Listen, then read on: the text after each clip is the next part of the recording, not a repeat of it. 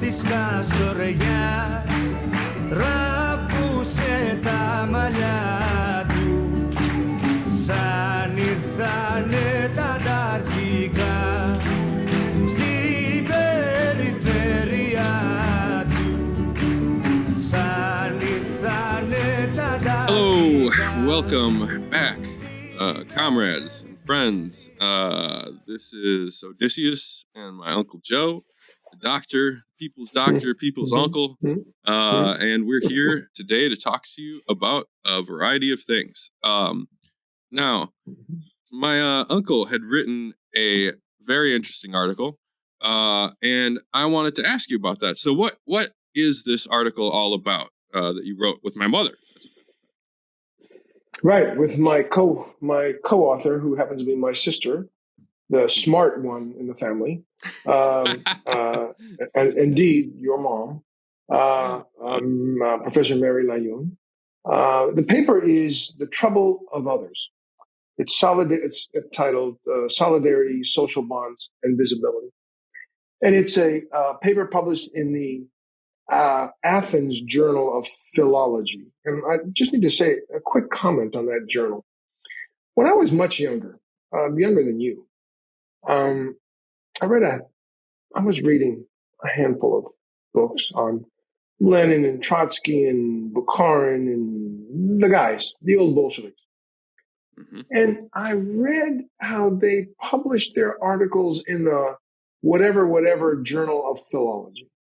I don't remember, it wasn't the Athens Journal, but it was a something Journal of Philology. So at that point in my life, as a young guy, maybe 22, 25, God only knows, it's been a very long time ago, I thought, certainly one has to, before one dies, if one is going to be considered a real leftist and a real academic, one has to have something published in the something Journal of Philology. Well, having said that, my co-author and I now have this paper published in the Athens Journal of Philology. I figure that's almost okay to die at this point. I mean, because you have to have something in philology and then something in the New England Journal of Medicine. Well, I already had something in the New England Journal of Medicine. So I think I may have completed the circle that allows one then to finally cast off one's bonds. But I'm not planning on doing that. But anyway, the Athens Journal. You tagged all the bases at least. I covered some of these, yeah. And this paper, went through multiple iterations. I mean, 10 times 10 times 10, you might say, iterations before we finally got it right. But what it is Professor Layoun and I had been asked to write earlier on death and dying in time of COVID. How has the concept been altered by this pandemic, which, many people now do finally recognize it is a pandemic. Some still think it's, I don't know what they think. I have no idea. I've given up trying to think of what they think. But so we wrote one paper and then we started on the second one. And the second one deals with the idea of the concept of, is it possible to share, to take one's aliquot of? The French word is partager, to take one's aliquot in the troubles of others. And in the context of COVID, of course, this comes up, but it's also in the context of other diseases, issues as well. And we start by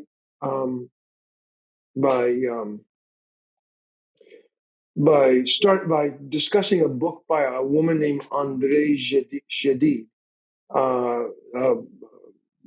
Lebanese French author who lived in the I think 40s, 50s, 60s. I don't quite remember when she died. I want to say it's in the 60s or 70s. So, but she wrote a book called The Sixth Day, a novel, and it's a novel that deals with the 1947, 1948 cholera epidemic in Egypt, and the jump off point. I think it's worth referring to here. Reading actually the jump off point. Yeah. She leaves Cairo, where she lives, caring for her grandson, and she goes back to her natal village. And she's walking through it, and it's basically burned out, deserted. And she sees her nephew, Saleh, the son of her sister. And Saleh, walking up to her, says to her, "You can leave again," continued Saleh in a sullen voice. "You arrived too late." And she responds, "Too late?" And he says, "There are only the dead left here to welcome you. It's many years since you were one of us." And the woman, his aunt, she's called Hassan, says, "Half of my heart remained with you." Several lines later, he says, "You live too far away. You don't know anything about us." He then goes, despite this fairly harsh greeting, goes on to ask about his uncle Saeed and a child Hassan, both in Cairo. But when Hassan, his aunt, says that the child is in the care of a school teacher and Saeed is looked after by a neighbor, Jacob, Saleh becomes bitter. He returns to these bitter questions again. He says, "What's the good of leaving them?" His voice grated like a file. "They need you, and we don't."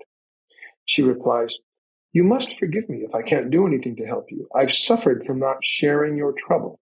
And then the last line we use here is Saleh responds, "Who shares the trouble of others?" And so we use that as the jump-off point for this and talk about Sally Schultz, Danielle Allen, their work on sort of political friendship, right? Jody Dean, political friendship, political solidarity, solidarity with strangers.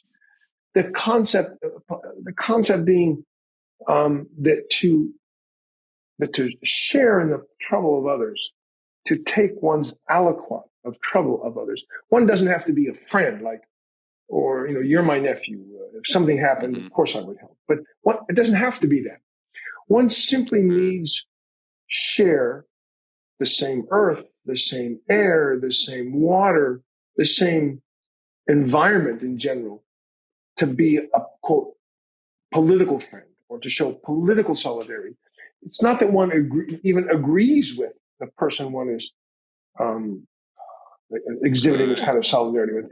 It's that one simply recognizes the humanity of this other human being because we share so much, and says we have to act on that impulse in order, if we're not gonna all simply die beating one another to death. And that concept we expand a little bit, and we do a bit more on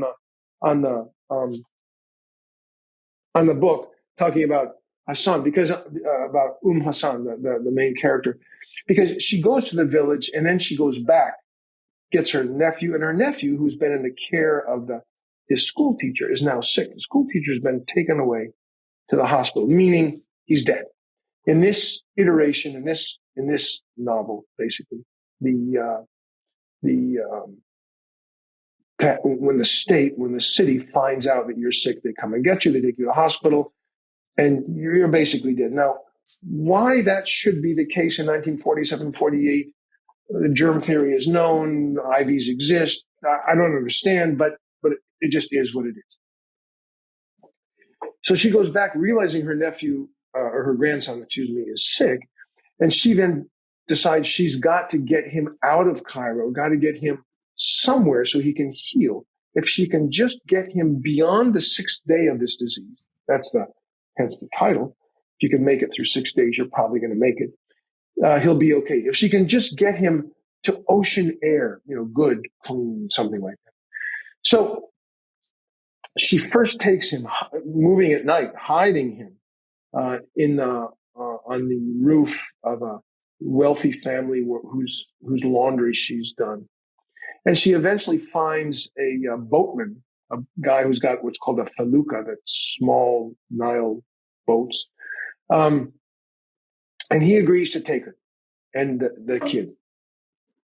So we deal with those steps, and then basically say we stop with the book and start with a different set of examples. Who can share in the trouble of others? And the first example we use is the first pandemic that I was lucky enough to have to deal with, which was the HIV/AIDS pandemic. So, and again, it was 1981 is, 40 some years ago, when that disease was first fully recognized.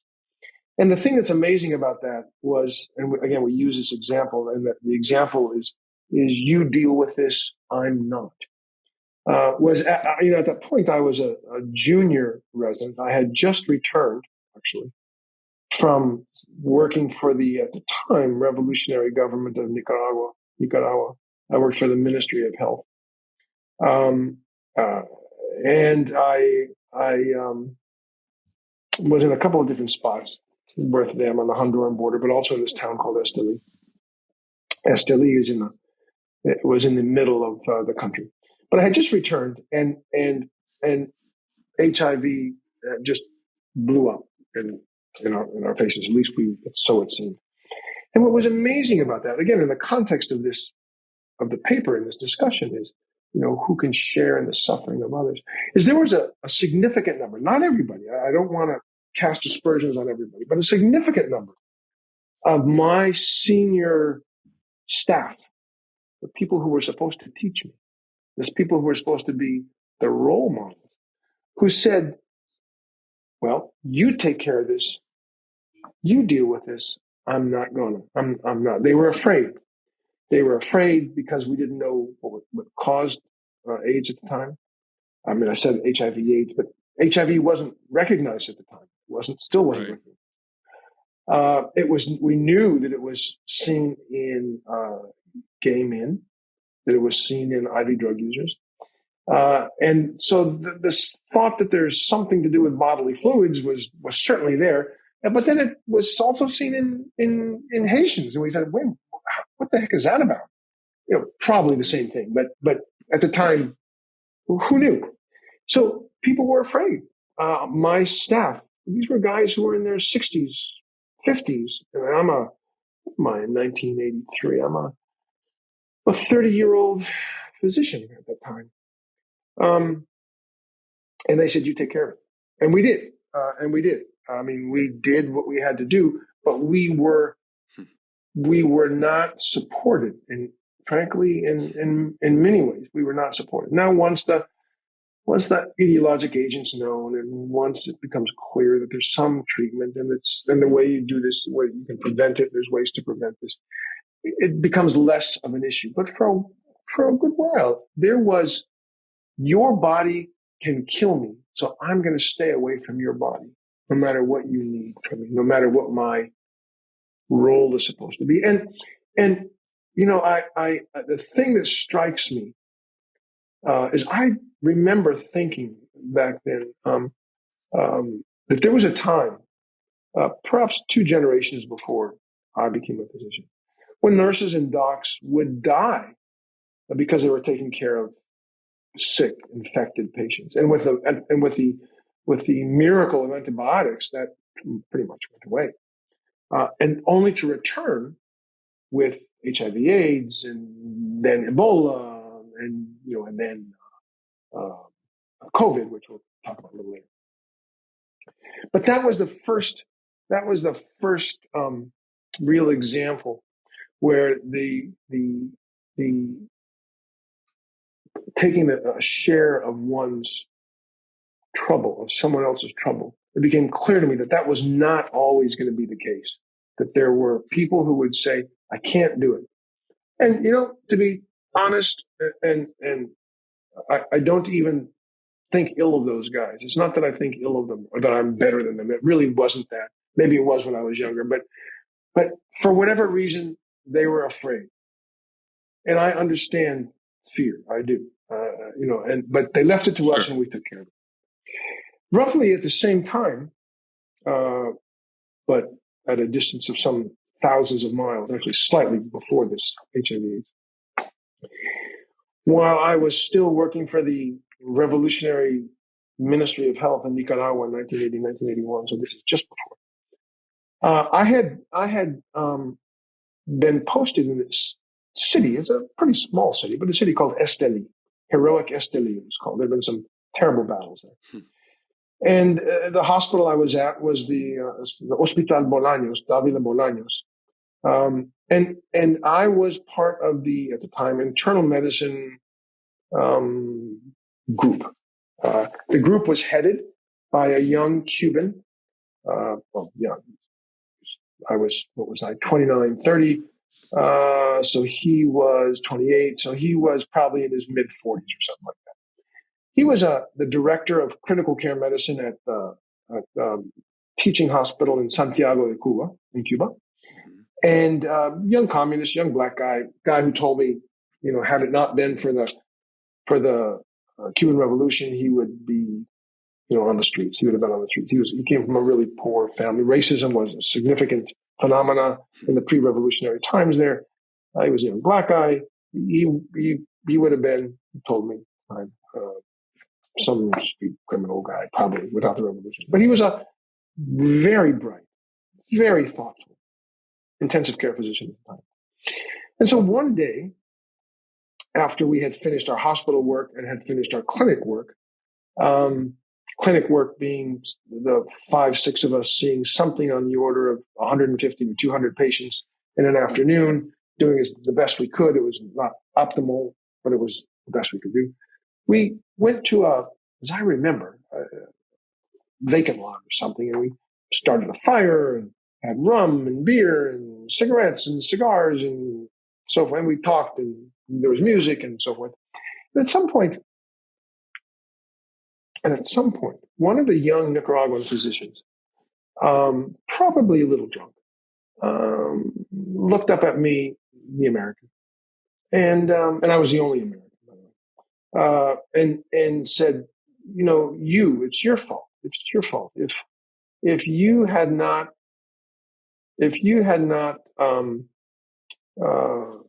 taken care of Somoza when he had his heart attack in 1973, I think it was. If you had not taken care of him at the University of Miami, none of this would have happened. We wouldn't have had to have the revolution. This would have all been moot. And I stood there sort of with my mouth agape. I didn't know what to say to this guy. I mean, yes, it's true, but it didn't seem like that would have been the right thing to do. And Dr. Morales, Ricardo Morales, our chief, who could have just stepped in and said, shut the fuck up. We don't do that kind of stuff. But he didn't. What he did is he used it as a teaching moment. And the teaching that he did was, he said to this young guy, no, compañero. First of all, that's not the way we behave. We're physicians. We take care of anybody who comes to us for help. We don't care what they've done or what they might have done or what they are doing. If they need help, we care for them. And secondly, Joseph wasn't even a physician in 1972, 73. So how could it be his fault? He said, it is true that if once we've taken care of somebody, whether it's Somoza, he said it could be Adolf Hitler. It doesn't make any difference. As physicians, we care for anybody who needs our help. Now, once we've cured them, we may turn them over to the appropriate authorities, but we don't parse our care based on the politics or even the behavior of another human being. We care for them. They are effectively, he didn't use the term, of course, they are effectively political friends.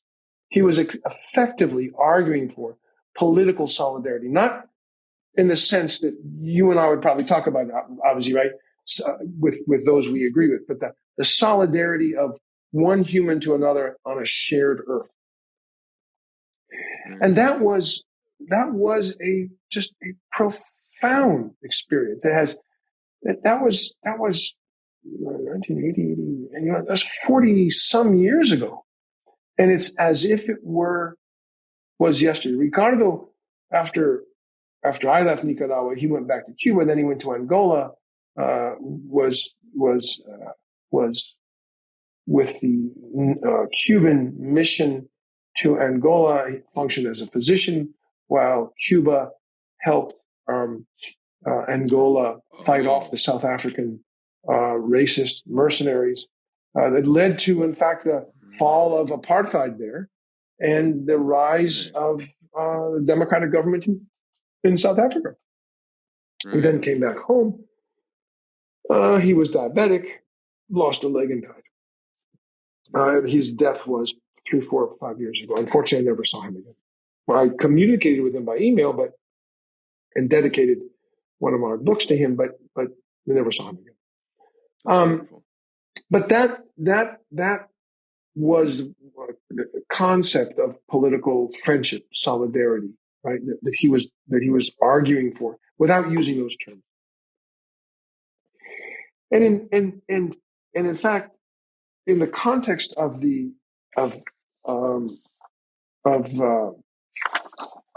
COVID, which is the other example we use in the paper, there was I think we've talked about this in previous episodes, but I'll just bring it up again because this was. I mean, AIDS, GRID, the gay-related immune deficiency, is what it was called initially. That was pretty bad. It was scary. But nothing like the deaths. And I was in Chicago at the time, by the way, not in some podunk place. Nothing like the deaths that I saw cared for with COVID. I mean, just nothing. And maybe it was because, it was there were plenty of deaths with HIV/AIDS, probably. Sure. But maybe it was because it was a bit slower. I don't really know. But sure. But with COVID, it was just profoundly worse. At the time, again, forgive me, I know we've gone through this a little bit more. The time I was at, for reasons that don't bear mentioning now, I had gone from a large health system to a quite small hospital. It was at the time, I think, 105 beds, something like that, expanding rapidly for a bunch of different reasons, but it was still relatively small. They had asked me to set up an intensive care unit because COVID seemed to be a problem. It seemed like it was going to get worse. And within weeks, there was not 105 patients in the 105 beds. There was 150 patients in the 105 beds. I mean, it was jammed. I had a list every morning of 43 ICU patients. It was just breathtaking. And they were sick and they were dying.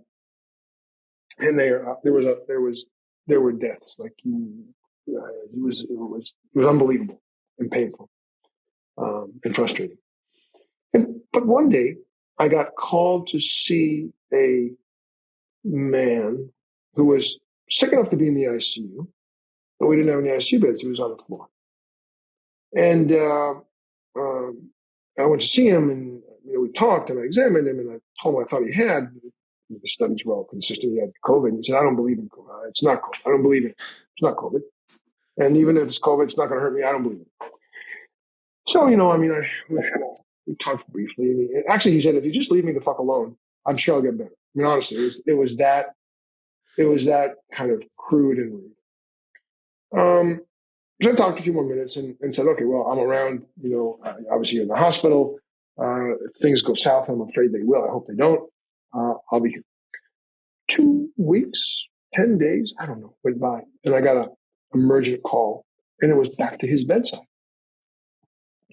He had deteriorated significantly. He was on what's called non-invasive ventilation, and we were unable to oxygenate him adequately. The virus had just overwhelmed his lungs. But he was still with it. And I reintroduced myself, and we talked for a few minutes. And I said, look, man, the thing, if we're going to save you, we're going to have to put an endotracheal tube, intubate you, put a breathing tube in through your vocal cords, put you on a ventilator. It's fraught, it's risky, but that's really it. At that point, there was not much more to be done. There was some other treatments, and he's just said, no. He said, I'm done. I've had enough. He said, just stay with me. So a guy who had basically kicked me out of his room 2 weeks earlier now says, stay with me. He's clearly going to die. And I did. I mean, and I'm not saying that like, what a great guy. I mean, our nursing colleagues do that all the time, and they are literally the backbone of any medical establishment. They're the best. But in this particular case, everybody was overwhelmed. The nurse, bedside nurse, she was there briefly, and I said, look, you got other things to do. I mean, yes, I've got 42 more patients to see, but I've sort of seen them. Things are okay for now. Let me stay with him for a little while. So I was with that man until he died. We talked about his time in the Navy. He was a submariner. I forget what he said his MOS was. Military Occupation Specialty. Yeah, I forget what it was. Was he a torpedo man or something? I don't know. He was something. We talked about my, your cousin, my son, who was in the Marines. We talked about my dad, who was on the USS Yorktown. We talked about sort of military jokes. And as he started to become less and less oxygenated and was closer and closer to losing consciousness, he said, I need you to do 3 things for me. I said, what? I need you to tell my wife that I love her.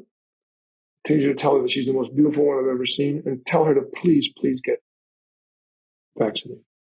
So I promised him I would. She had been called that he was sick, but she had not made it at the time. So I was with him, and he died. I went back to work. A couple of hours later, she got there, and I went and talked to her. And I told him what had happened. Told her what had happened, and I said, he asked me to give you a message, and there's 3 things.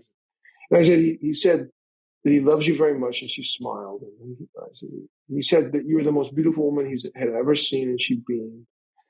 And he asked me to tell you to please get vaccinated. And she looked at me like I had just, I don't know, been picking my nose in public or something. I don't know. He said, what? I mean, that was just not acceptable to her. I have no idea if she ever got vaccinated. But the idea, even though this guy and I, this woman and I, were of different political stripes and so forth, the idea of sort of political solidarity, social solidarity, whatever the proper term is for this, the ability to take one's aliquot of their suffering, to take that weight from their shoulders onto mine, and others, not just me, again, it's others do all the time. That is the principle of the book, of the paper that we discuss. But the last piece of is perhaps the most disturbing. We bring up Ralph Ellison, and I just want to read one little piece of this. In Ralph Ellison's Invisible Man, in the opening, the narrator talks about his invisibility. Invisibility. Is it possible to share in the suffering of others if you can't even see them? And Ellison talks about his own invisibility. And he says, this is a quote from the book. I'm invisible, understand, simply because people refuse to see me. When they approach me, they see only my surroundings, themselves, or figments of their imagination. Indeed, everything and anything except me. That invisibility to which I refer occurs because of a peculiar disposition of the eyes of those with whom I come in contact. A matter of the construction of their inner eyes, those eyes with which they look through their physical eyes upon reality. And he goes on to talk about the fact that one needs to see another in order to sort of somehow share with them. And that brings up this last example that we use. And the example is a photo, which well, it's a video as well, but it's a photo that, if you put the paper online, people who see this can look at the video. And so in February of 2022, February 24, Russian armed forces extended this war with Ukraine. I mean, I don't want to discuss any of that. Just, it was extended. And there was, in the first days of the Russian invasion, there were a series of videos and pictures and so forth. And one in particular showed a purportedly young Ukrainian girl confronting a Russian soldier, telling him to go home. And it went viral and got some million visits on Twitter and TikTok and Facebook and God knows what else. I don't know. But if you look at the photo, you say, this is impossible. This cannot be Ukraine in February. It's the Middle East. And in fact, It was the Middle East. There's desert in the background. Young woman who was, there's the young woman who's declared a hero in all these TikTok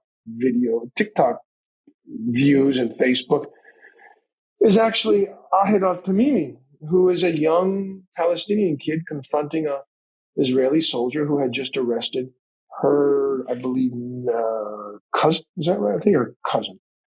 No, her brother. Moments before. And that it was misidentified is it's fine. It doesn't matter. It was just a misidentified. But what's amazing is she wasn't a hero while she was a Palestinian girl. She was a hero when she became a Ukrainian girl. And she became an unhero as soon as it was recognized again that she was Palestinian or Ukrainian. And in fact, the Israeli state explicitly said, well, no, it's just not possible because she's blonde-haired and blue-eyed.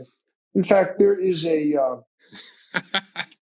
the reference we use for that is Israeli Deputy Minister Michael Oren sparked outrage in January after admitting that the Tamimis had been the subject of a classified investigation into whether they were actually light-skinned actors and not a real family. Now, anybody who knows anything about the Middle East, and maybe Mr. Oren doesn't, even though he lives there, you have to be able to see people in order to understand them, would know that there's people who look like anything you can imagine because of all the years of the Ottoman Empire, right? There's redheads and there's blonde-haired, blue-eyed Arabs and redheaded Arabs and there's black-haired, light brown skinned, and there's black folk. I mean, lighter skinned, so there's you, blonde. Well, there you go. And so the intriguing piece, and the reason, and again, the piece is in order to share in the trouble of others.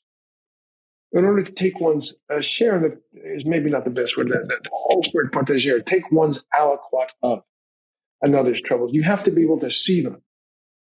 And if you can't see them, you certainly can't take your share of their troubles. And with that, this paper comes out in December of 2023 with the present disaster ongoing in Gaza that is ongoing.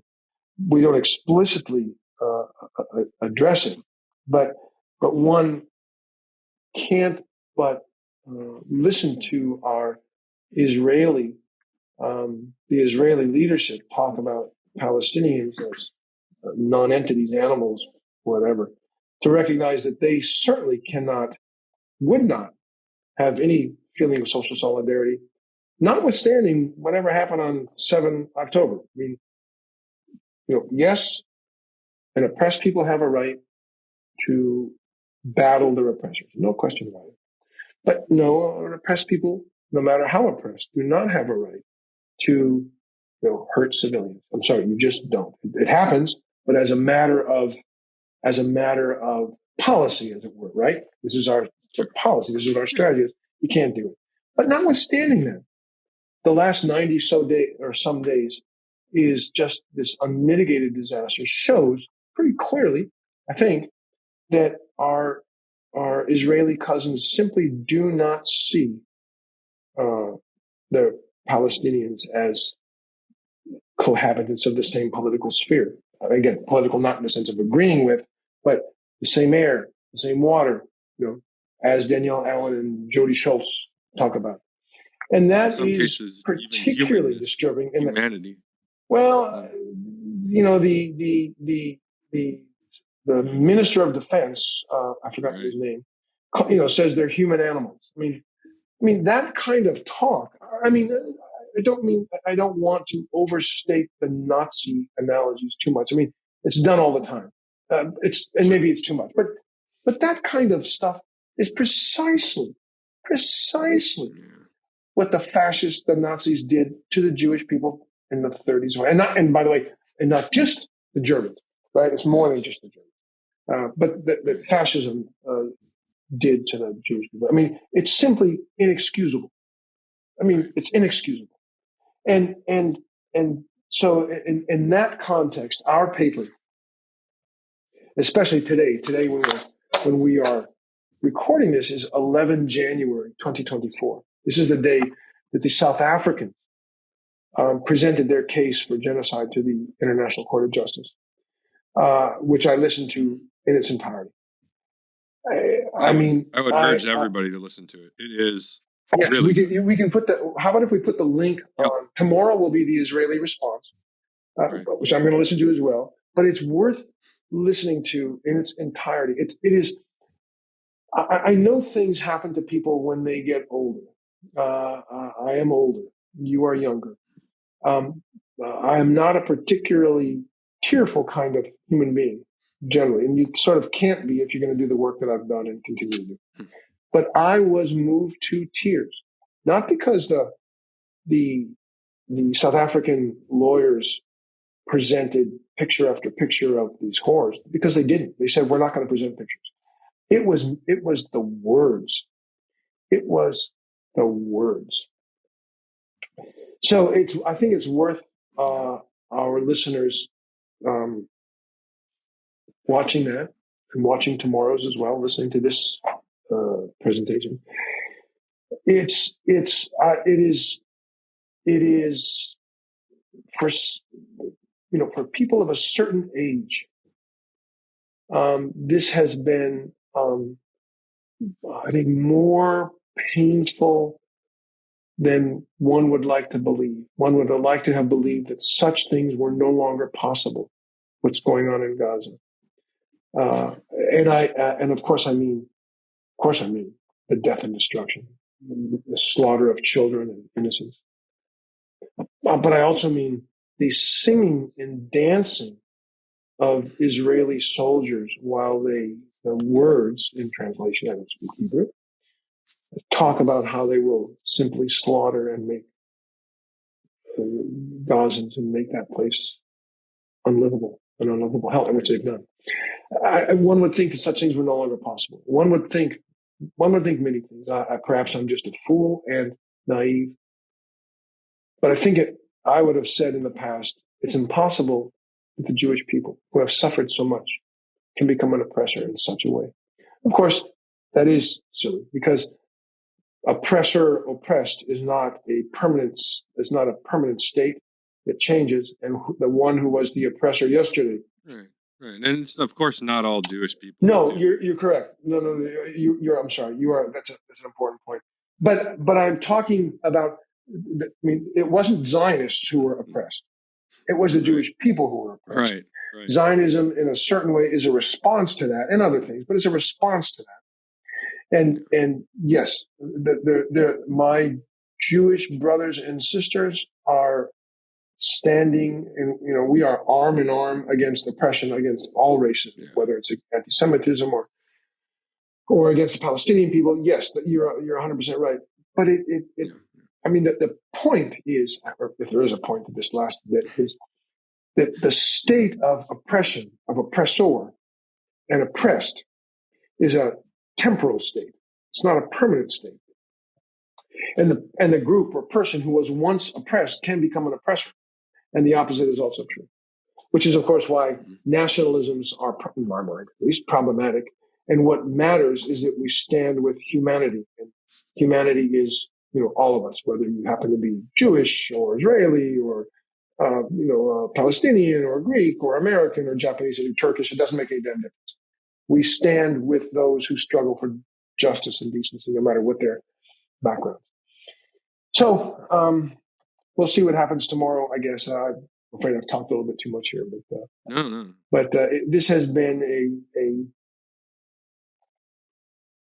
disturbing day. I think the paper, if our readers want to look at, I think it's worth looking at. I mean, it's and they can send in questions. We can deal with them next time. Yeah. Sure. Yeah, absolutely. I think you should read, or one of us should read the last paragraph, because I like the way you guys ended it, or the way you ended it there.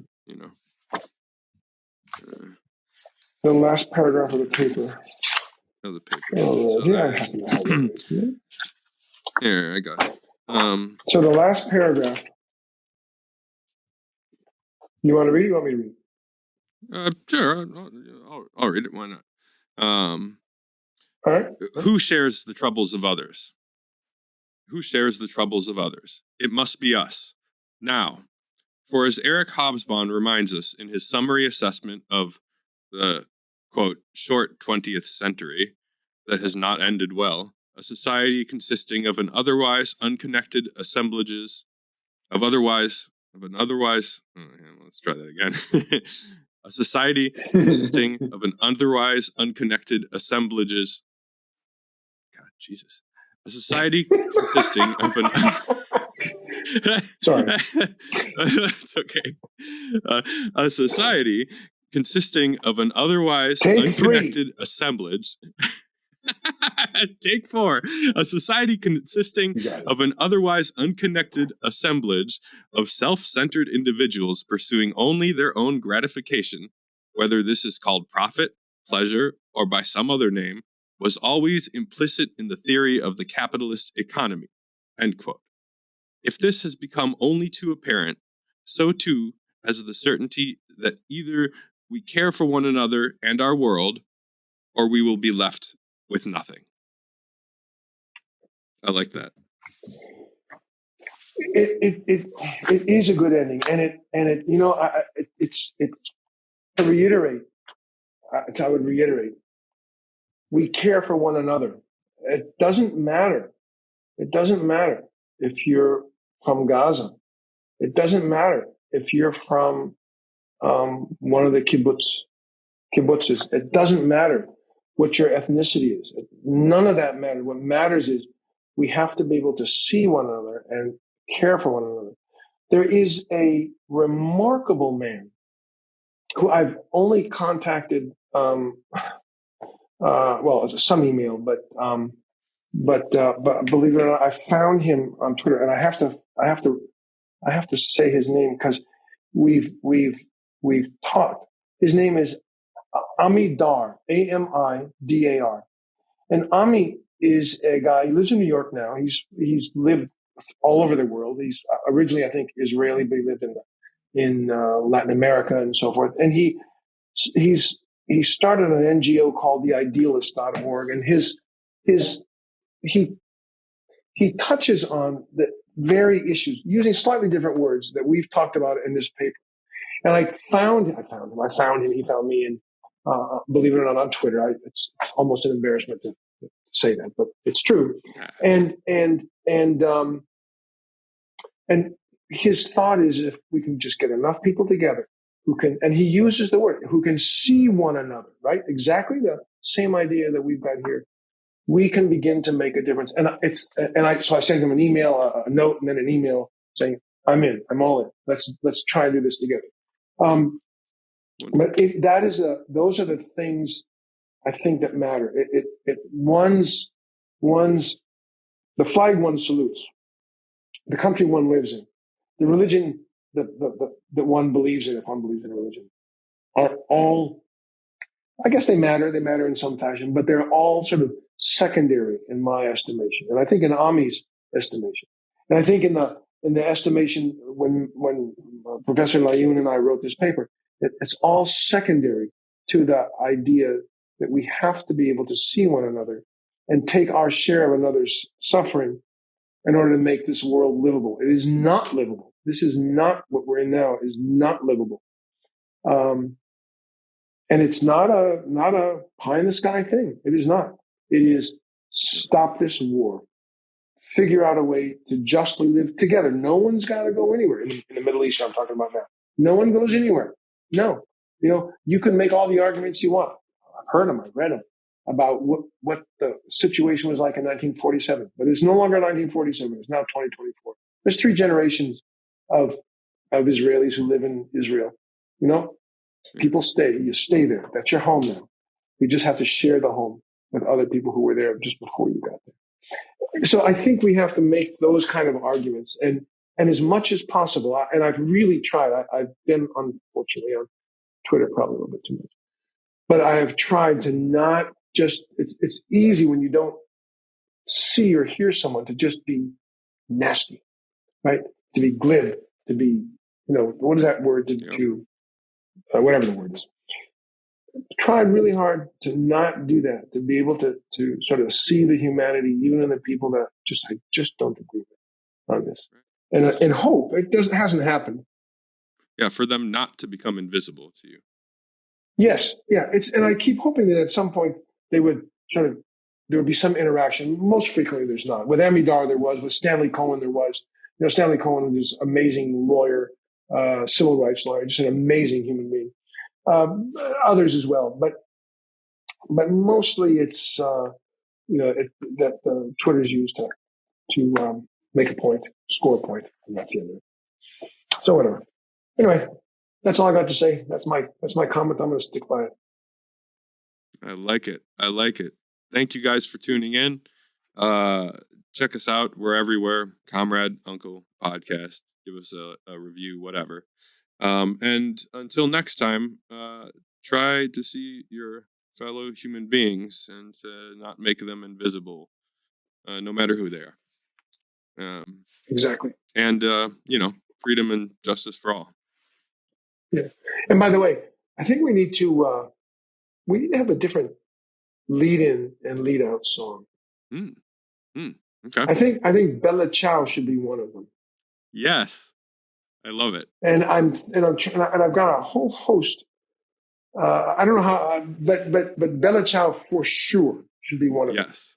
And yes. I'm not sure what the other would be, but I've got some ideas. We ought to talk about that at some point.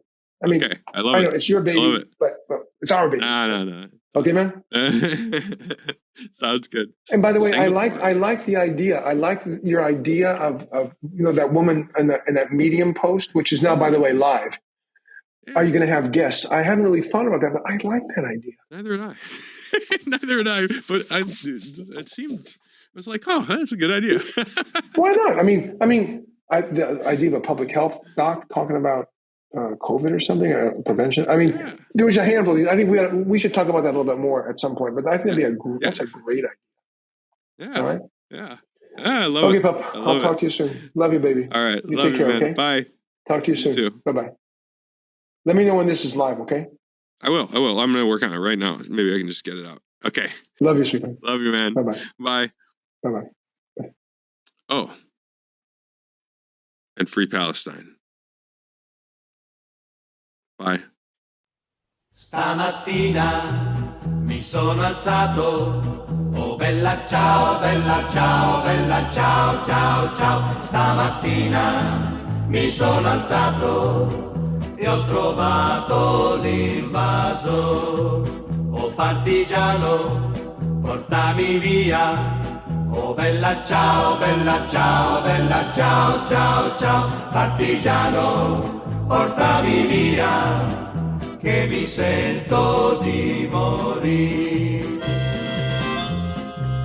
E se io muoio da partigiano, oh bella ciao, bella ciao, bella ciao, ciao, ciao. E se muoio da partigiano, tu mi devi seppellire e seppellire lassù in montagna. Oh bella ciao, bella ciao, bella ciao, ciao, ciao. Seppellire lassù in montagna, sotto l'ombra di un bel fior. Tutte le genti che passeranno, oh bella ciao, bella ciao, bella ciao, ciao, ciao. E le genti che passeranno ti diranno che bel fior. E questo è il fiore del partigiano. Oh bella ciao, bella ciao, bella ciao, ciao, ciao. Questo è il fiore del partigiano, morto per la libertà. Questo è il fiore del partigiano, morto per la libertà. Questo è il fiore del partigiano, morto per